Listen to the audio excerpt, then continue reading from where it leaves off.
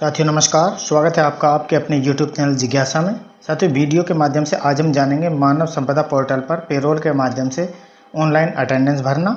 साथियों मानव संपदा पोर्टल पर ऑनलाइन प्रपत्र नो भरना भी इसी को कहेंगे। तो आइए चलते हैं क्रोम ब्राउज़र पर। साथियों यहाँ हम सबसे पहले ऊपर 3 डॉट में जाएंगे और यहाँ से इसे डेस्कटॉप साइट में कर लेंगे। इसके बाद साथियों हमारा इस तरह का इंटरफेस खुलकर आएगा। यहाँ ऊपर EHRMS लॉगिन में जाएंगे। यहाँ हम ऊपर यूज़र डिपार्टमेंट में बेसिक एजुकेशन सेलेक्ट करेंगे। इसके बाद नीचे अपनी यूज़र आईडी पासवर्ड भरेंगे और नीचे जो कैप्चा दिया है हम उसे यहाँ फिल करेंगे। साथियों कैप्चा भर देने के बाद यहाँ लॉगिन ऑप्शन में जाकर हम यहाँ लॉगिन करेंगे। इसके बाद साथियों हमारे मोबाइल की स्क्रीन पर इस तरह का इंटरफेस खुलकर आएगा। यहाँ हम पेरोल में जाएंगे। साथियों पेरोल में यहाँ 3 ऑप्शन खुलकर आएंगे, सैलरी स्लिप, अटेंडेंस और रिटायरमेंट। तो यहाँ हमें अटेंडेंस में जाना है। साथियों अटेंडेंस में 2 ऑप्शन खुलकर आएंगे, फिल अटेंडेंस और लॉक अटेंडेंस। तो हमें बारी बारी से इनमें दोनों में जाना है। पहले हम फिल अटेंडेंस में जाएंगे। साथियों यहाँ आपकी स्क्रीन पर उन सभी कार्मिकों का विवरण शो हो जाएगा जो आपके विद्यालय में कार्यरत हैं। सबसे लास्ट में आप देख रहे होंगे एक एक्शन का ऑप्शन है। साथियों यहाँ हमें एक्शन में जाना है। आप देखेंगे सभी कार्मिकों के लास्ट में लिखा है एक्शन ऑप्शन में ऐड एडिट अटेंडेंस। यहाँ 7 कार्मिकों का विवरण दिया है।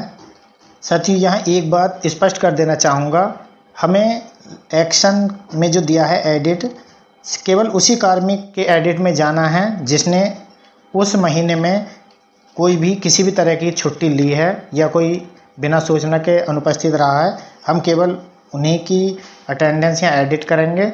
जिसने उस महीने में कोई भी अवकाश नहीं लिया है उसे हमने कुछ नहीं करना है यहाँ एडिट में, उसे डायरेक्ट हम लॉक कर देंगे। तो देख लेते हैं किसी एंट्री को। जैसे ही साथियों हम एडिट ऑप्शन में जाते हैं तो इस तरह की विंडो हमारी स्क्रीन पर आ जाती है। यहाँ आप देखेंगे ये 21 जुलाई से 20 अगस्त तक की एंट्री हमारी है। एम्प्लॉय नेम डेसिग्नेशन यहाँ आ जाएगा। उसके बाद लीव फ्रॉम, यहाँ जिस भी तारीख को छुट्टी ली है तो यहाँ उसे लीव फ्रॉम में डालेंगे।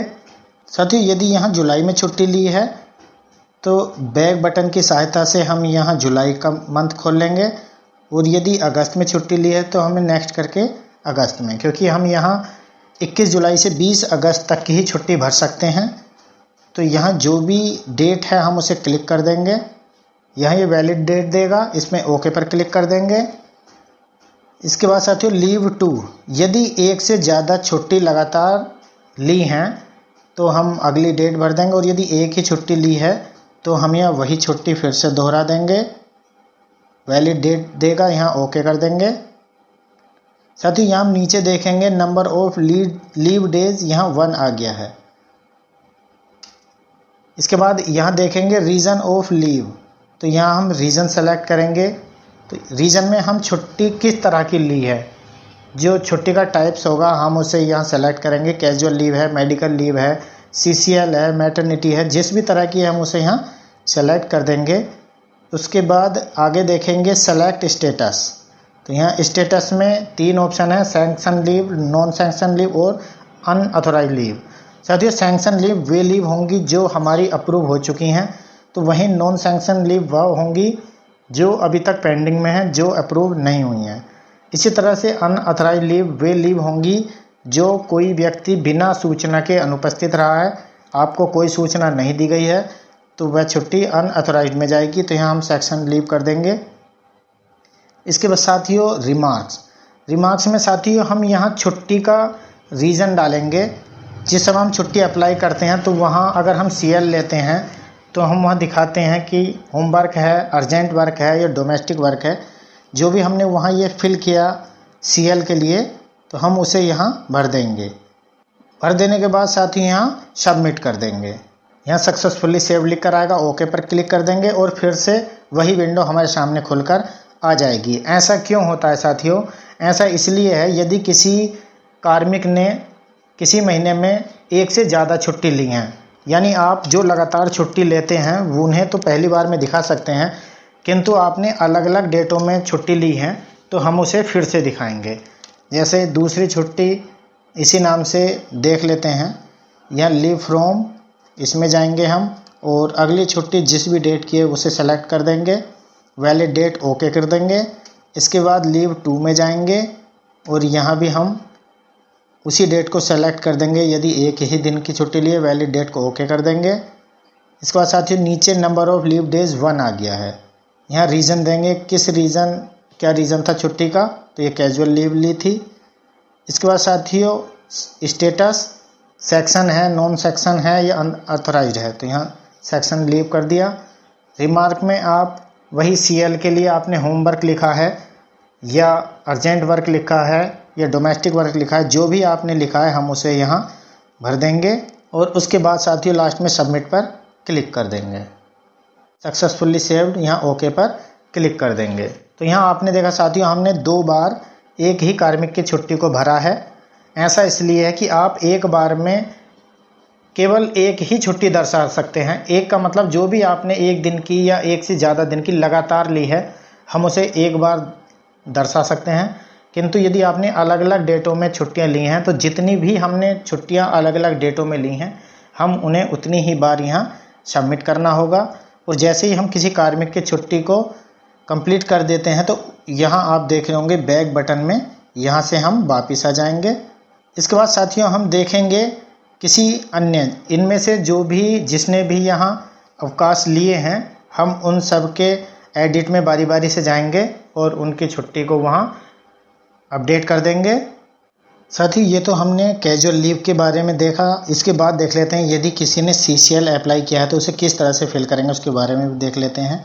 CCL, मेडिकल, प्रसूति अवकाश, अन्य कोई भी अवकाश हो तो उसे भी हमें इसी में दर्शाना है। बस यहाँ हमें डेट में अंतर रहता है कि हम किसी भी छुट्टी के लिए जो हमारा 21 से 20 तक की डेट है केवल वही डेट हम उसमें शो करेंगे, बाकी उसमें रिमार्क में दर्शा देंगे कि कब से कब तक की छुट्टी है। जैसे यहाँ 16 अगस्त से छुट्टी अप्लाई की है और कब तक की है साथियों, तो ये 29/9 तक की है। तो हम यहाँ देखेंगे, यहाँ आप अगस्त से आगे जा ही नहीं सकते, 30 अगस्त तक का ही चयन कर सकते हैं। तो हम यहाँ 20 अगस्त तक दर्शा देंगे, ओके कर देंगे।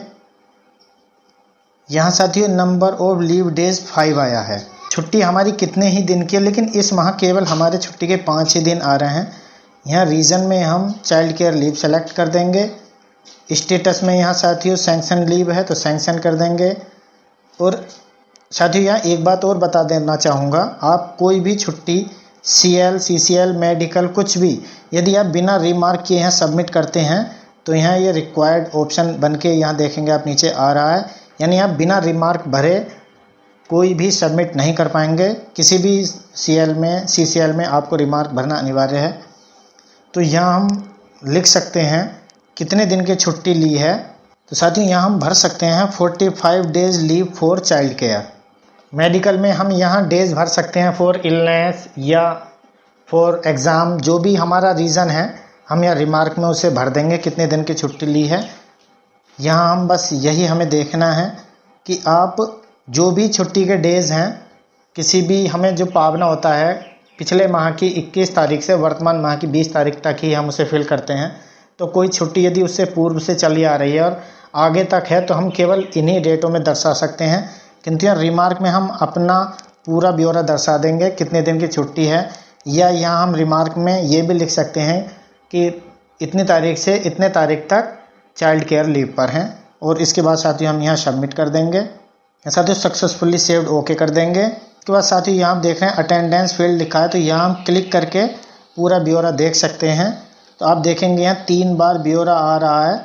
इसका मतलब है कि यहाँ 3 तरह की छुट्टियाँ 2 CL और 1 CCL यहाँ हमने सबमिट की हैं। तो आप जिस भी कार्मिक की छुट्टी जितनी बार दर्शाएंगे उनका नाम उतनी ही बार आएगा, तो इसमें कोई भी घबराने की आवश्यकता नहीं है। यहाँ हम बैक आ जाएंगे। इसके बाद साथियों यहाँ से भी हम बैक आ जाएंगे, जो ये बैक बटन दिया है। तो इसके बाद हम जाएंगे लॉक अटेंडेंस में। साथियों यहाँ आप देख रहे हैं नीचे लॉक बटन दिया है, लेकिन हमें लॉक बटन तब तक नहीं दबाना है जब तक हम अपने सभी कार्मिकों का विवरण ऊपर चेक नहीं कर लेते, कोई छुट्टी हमसे छूटी तो नहीं है, कोई छुट्टी हमने गलत तो एंट्री नहीं कर दी है। तो यहाँ हम पहले उसे देख लेंगे, इसे जूम करके हम बारी बारी से सबको देख लेंगे। जिसने जितनी छुट्टी ली है उसका नाम उतनी ही बार आएगा। साथ ही यहाँ आप देख पा रहे होंगे सभी के नाम के आगे यहाँ ऊपर नंबर ऑफ लीव डेज में आगे नंबर ऑफ लीव लिखे हैं।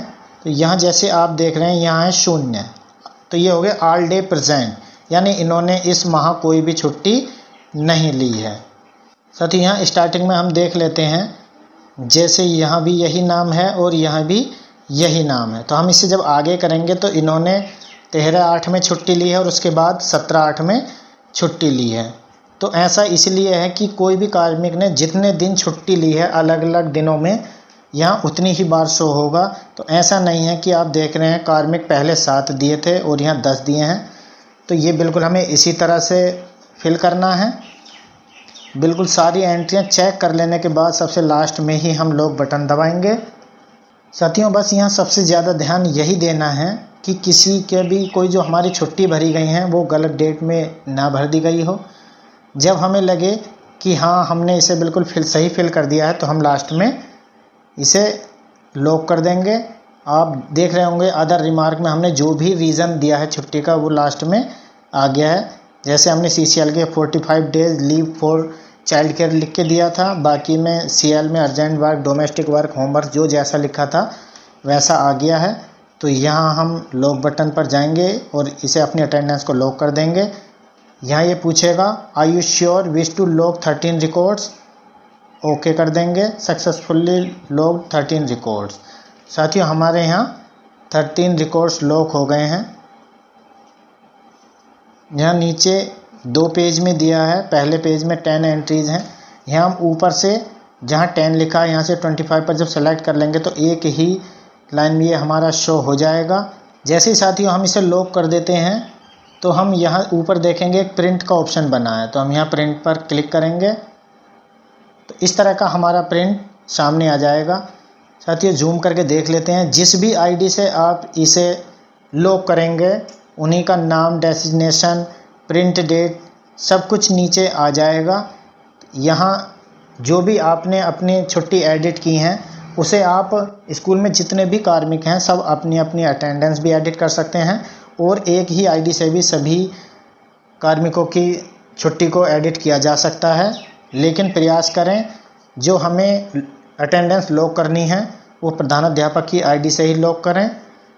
ऐसा भी नहीं है कि केवल प्रधानाध्यापक की आईडी से ही लॉक करना है, लेकिन प्रयास यदि ऐसा होता है तो ज़्यादा बेहतर है। इस साथियों इसका हम प्रिंट करा के BRC पर जमा करेंगे तो इस तरह से हम अपनी अटेंडेंस लॉक कर पाएंगे। साथियों इसके बाद हम यहाँ बैक चलते हैं, यहाँ फिर बैक जाते हैं और एक बार साथियों हम यहाँ एडिट ऑप्शन में जाकर चेक कर लेते हैं क्या हम लॉक कर लेने के बाद एडिट कर सकते हैं। जैसे हम यहाँ एडिट ऑप्शन में जाएंगे तो यहाँ साथियों एक मैसेज आएगा, you have already locked your attendance data, यानी हम अपने डाटा को इस माह के लिए लॉक कर चुके हैं। तो यहाँ अब कोई भी एडिट का ऑप्शन नहीं है, यहाँ हम ओके कर देंगे। इसीलिए साथियों आपको बताया गया था कि लॉक करने से पहले हमें सभी गलतियों को बारीकी से देख लेना है जिससे कोई गलती ना हो। साथियों कभी कभी हम जैसे ही लॉक करते हैं तो हमारी स्क्रीन पर something went wrong please try again later इस तरह का मैसेज भी आ जाता है, तो इससे हमें घबराने की आवश्यकता नहीं है। साथियों इसके लिए 2 रीज़न हो सकते हैं, हमारा नेटवर्क प्रॉब्लम भी हो सकती है और टेक्निकल प्रॉब्लम भी हो सकती है। यदि नेटवर्क प्रॉब्लम है तो आप अपने इंटरनेट को बदल कर देख लीजिए, आप दूसरे के मोबाइल में लॉक कर सकते हैं या दूसरे के मोबाइल से वाईफाई से जोड़ सकते हैं। और यदि टेक्निकल इश्यू होता है तो आप अपने विद्यालय में जो भी दूसरे कार्मिक हैं उनकी आईडी से भी इसे लॉक कर सकते हैं। यदि किसी विद्यालय में एक ही कार्मिक हैं और इस तरह का मैसेज उनकी स्क्रीन पर आता है तो वे इंतज़ार करें, कुछ समय बाद ही अपने मोबाइल को रिफ़्रेश करें या रीस्टार्ट करें। बंद करके जब खोलेंगे तो ये प्रॉब्लम सॉल्व हो जाएगी। साथियों आज के लिए इतना ही। यदि आपने अभी तक हमारे चैनल को सब्सक्राइब नहीं किया है तो अभी हमारे चैनल को सब्सक्राइब कर बेल आइकन को ऑल पर प्रेस कर लीजिए, जिससे आपको हमारी आने वाली सभी वीडियोज़ की नोटिफिकेशन मिलती रहें। तो मिलते हैं अगली वीडियो में, तब तक के लिए बाय बाय।